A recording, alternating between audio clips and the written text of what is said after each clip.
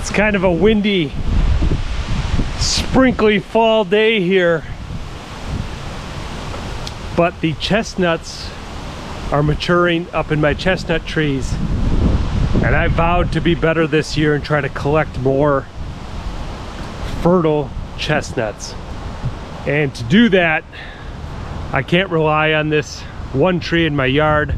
I found 2 more in the woods, but that means I need to climb this ridge, and as we can see, it's quite covered in blackberry brush and other brush, and that's the type of brush you walk through once and then you realize that's a very bad idea.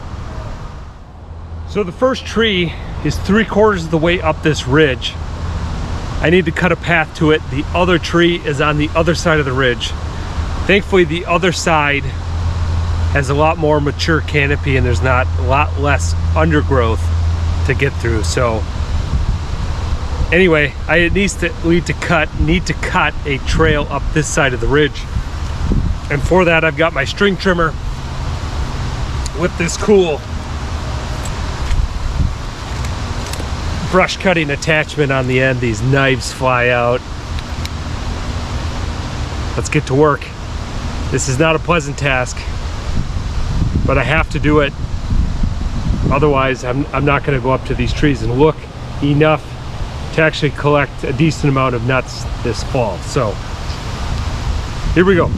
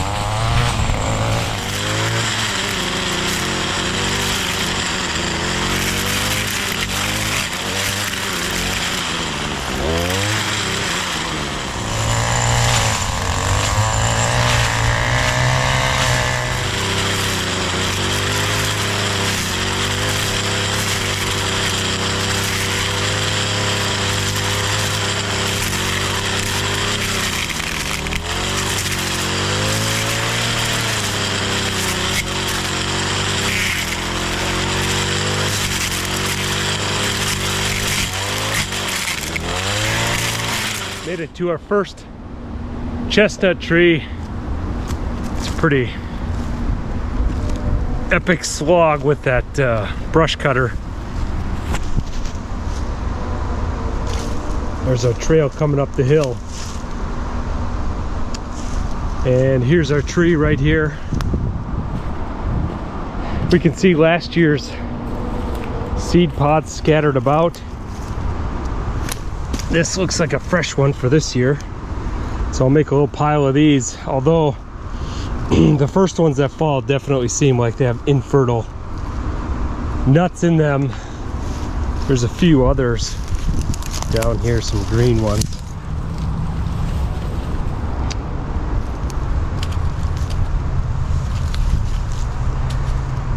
This one I think is going to be my best bet at finding fertile ones, because it is between the 2 other trees, and you need they don't self-pollinate, so you need another tree between the 2, or you need another tree to pollinate. So this one is closest to the other 2, obviously being between them. So hopefully the wind was right for one or the other. We've got some other, yeah, see these seeds are not gonna, they're small, underdeveloped. Hopefully the ones up in the tree yet are fertile. These lower branches are pretty young. There's been logging in this area recently, and you can see that tree died, so the canopy's opened up a bit. And so we're getting some additional branches lower down,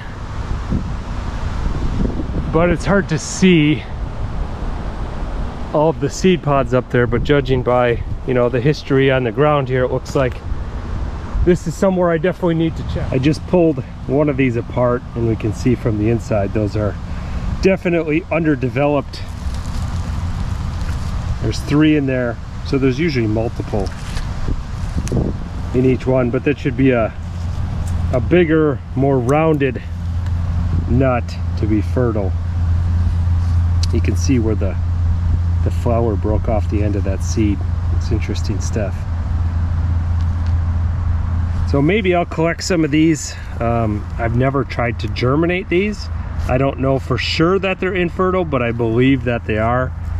But it's worth keeping a few just to see what happens, so I know for sure in the future.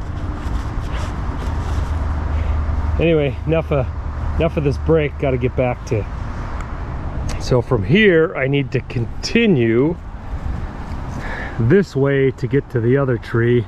Looks like there's a bit of an opening over here that'll make this a bit easier, but again, quite a decent amount of brush to slog through here.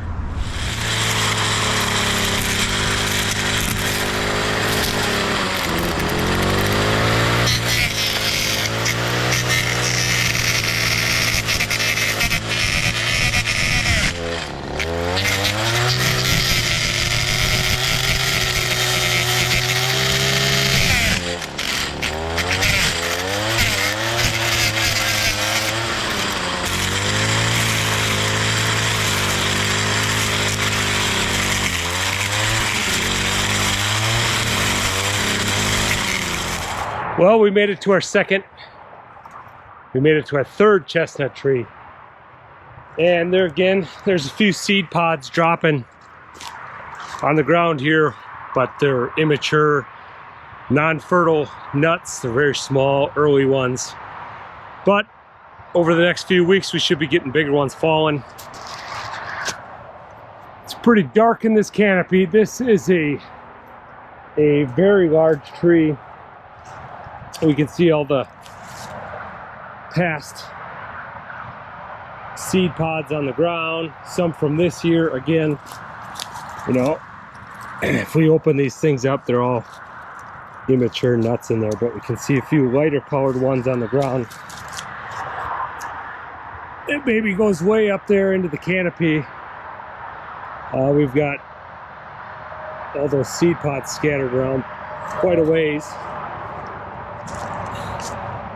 So I'm hopeful over the next few weeks we can collect some bigger ones. I don't know, I mean, this ridge is fairly tall. This thing is tall enough to stick over it, so hopefully it could cross-pollinate with the one on the other side. But this is the only one I found on this side of the ridge, so it's kind of on its own here, but we'll see if we can find some here. This side of the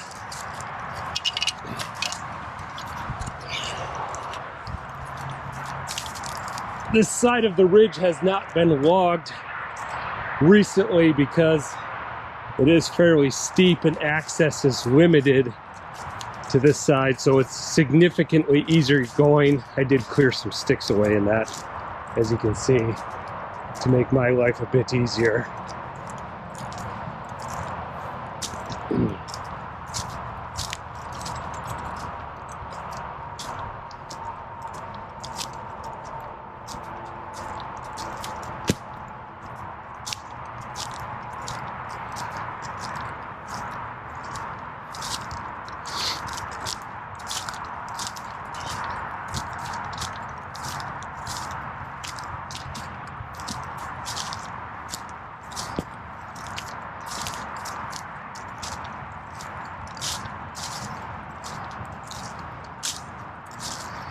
There's a logging road, an old logging road that runs the top of this ridge. When they did the other side of the ridge logging, the other property, they went this far and gave up just because of access and the steepness of the ridge. But quite a bit brighter up here for sure. Pretty dark over there. Anyway, That creates a lot more brush, this light, obviously, so this was quite a task to cut through. It'll be much easier to walk through this. Better likelihood of me doing it. And also not getting completely covered with ticks. Anytime you have brush or long grass that touches you above your boots, the likelihood of getting ticks increases drastically, even if you have bug spray on. Here we're back at the other tree, so we're not too far away. Hopeful that we can collect some chestnuts. Looks like a fresh one fell while we were working.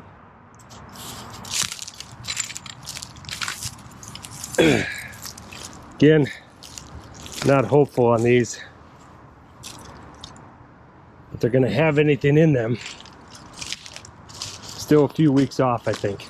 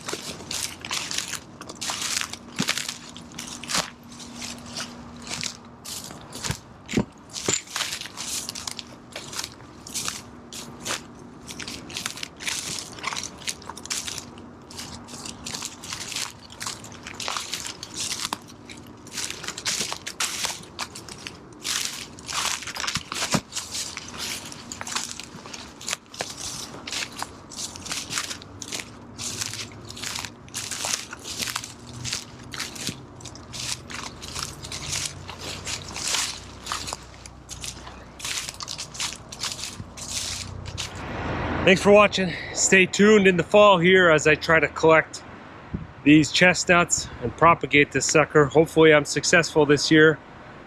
Last year was a bit of a dud. Adios.